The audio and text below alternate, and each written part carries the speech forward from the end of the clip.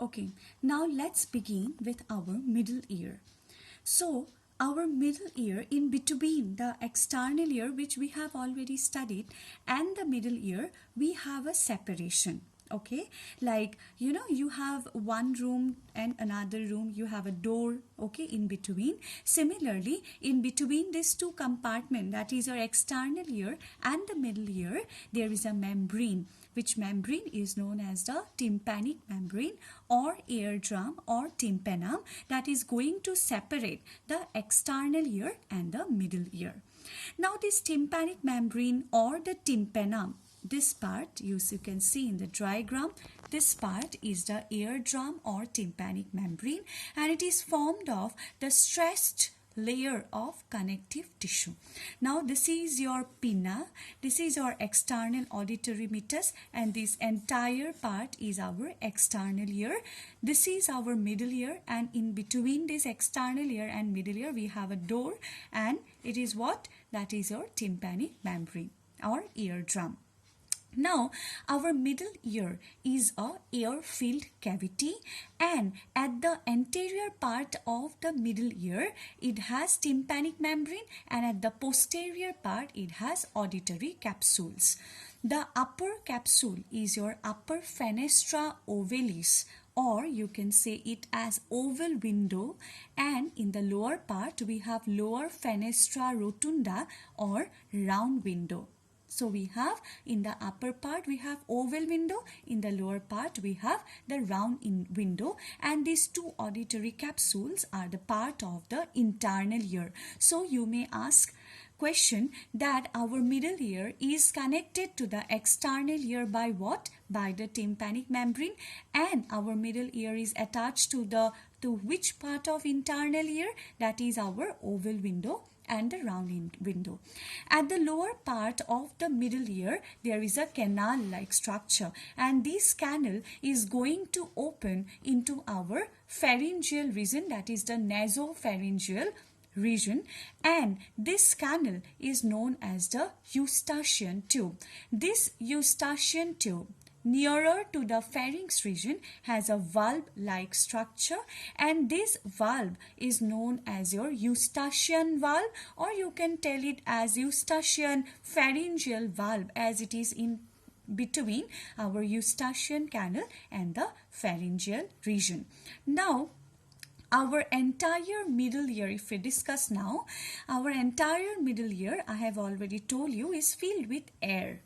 Now, our middle ear has three air ossicles. The first one is known as malleus, second one is your incus, and third one is stapes. Now, their structure is very much important, as it is usually asked in your exams. So, our malleus, which is the first ear ossicle, is hammer shaped. So, it's look like hammer.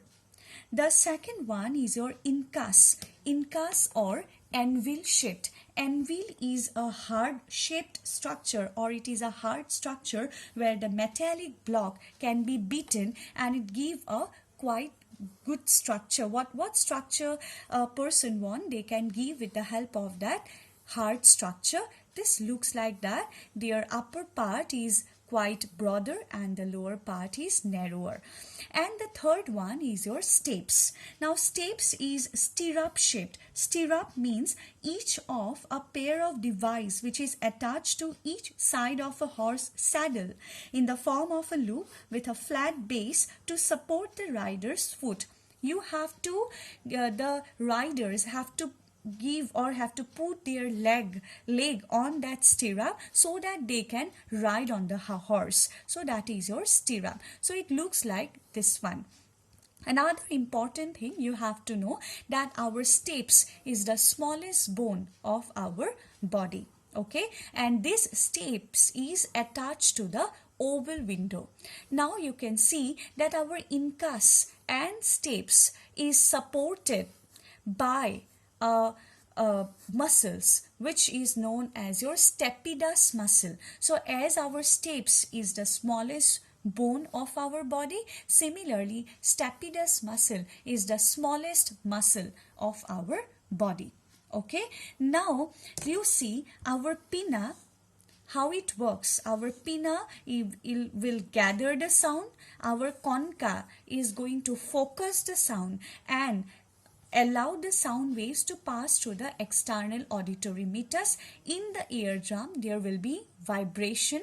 That vibration will be passed to malleus, incus and stapes, and the function of these three ear ossicles is to amplify the sound, and it will again mediate the sound wave to enter into the internal ear through the vibrations in the oval window as well as the round window. Now, and another important thing I want to tell you about the eustachian tube. So our eustachian tube, the function of eustachian tube is to maintain or to equalize the air pressure inside the equalizing the air pressure in between the buccal cavity or inside in the middle ear. So what will happen that if we go through flight and if we take off the flight, then what will happen that the atmospheric pressure outside the flight or outside our body will be low than that of the atmospheric air which is present inside the middle ear.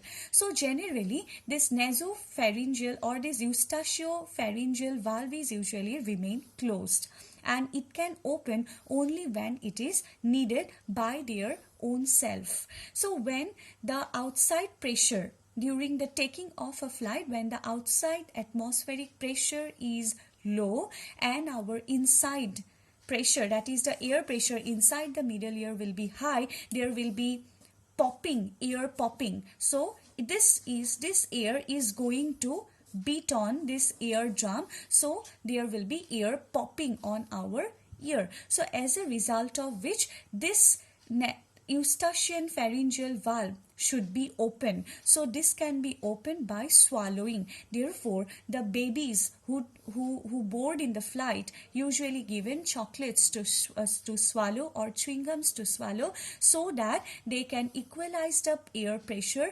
inside and outside of the body. So what we have learned that the external ear is helped to collect the sound, focus the sound and transmit to the middle ear, where the middle ear is going to amplify the sound and it mediate the sound waves to enter into the internal ear. Moreover, we also discuss about the important function of the eustachian canal which related to our middle ear.